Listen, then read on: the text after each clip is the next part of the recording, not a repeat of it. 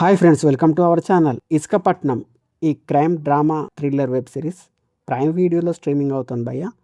Aishwarya Rajesh, Samuthirakani lead రోల్లో చేసిన ఈ వెబ్ సిరీస్ 7 ఎపిసోడ్స్తో ఈచ్ ఎపిసోడ్ 25 to 40 మినిట్స్ మధ్యలో ఉంటుంది. రాజీవ్ కనకాల, నరేష్ అగస్త్య, సునీల్ గారు లాంటి స్టార్స్ ఈ వెబ్ సిరీస్లో కనిపిస్తారు. గ్యారీ బిహెచ్ దర్శకత్వంలో వచ్చిన ఈ వెబ్ సిరీస్ చూసిన తర్వాత నాకైతే పర్వాలేదు అనిపించింది భయ్య.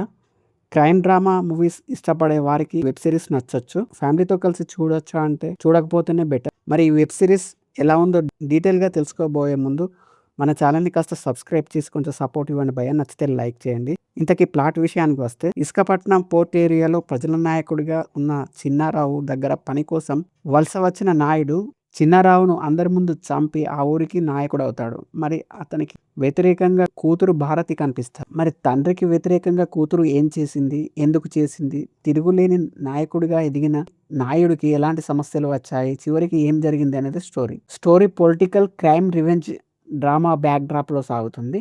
ఫస్ట్ 2 ఎపిసోడ్స్ కాస్త స్లోగా అనిపించిన మిగతా ఎపిసోడ్స్ కథలో వచ్చే మలుపులతో ఇంట్రెస్టింగ్గా సాగుతాయి.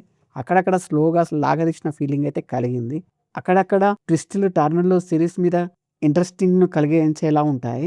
వెబ్ సిరీస్లో చాలానే క్యారెక్టర్స్ కనిపిస్తాయి. ఒకదానితో ఒకటి లింక్ అయి ఆసక్తిని కలిగించేలా బాగానే డిజైన్ చేశారని చెప్పొచ్చు. భారతిగా ఐశ్వర్య రాజేష్ గారు వేరియేషన్ నటనతో ఆకట్టుకుందని చెప్పొచ్చు. నటన పరంగా అందరికందరూ బాగానే చేశారు. సెటప్ 1990 బ్యాక్డ్రాప్లో సాగుతుంది. అప్పటి అట్మాస్ఫియర్ చూడ్డానికి బాగానే అనిపించింది. ఆధిపత్యం కోసం ఎత్తులు, పై ఎత్తులు చివరి ఎపిసోడ్లో ఇంట్రెస్టింగ్గా సాగుతాయి. సిరీస్ టెక్నికల్గా బాగుంది, సినిమాటోగ్రఫీ బాగుంది, బ్యాక్గ్రౌండ్ మ్యూజిక్ పర్వాలేదు. ఓవరాల్గా పర్వాలేదు, చూడొచ్చు అనిపించింది భయ్య. ఫ్రీ టైంలో మీరు కూడా చూసేయండి. ఎలా ఉందో కామెంట్ చేయండి. Thank you for watching.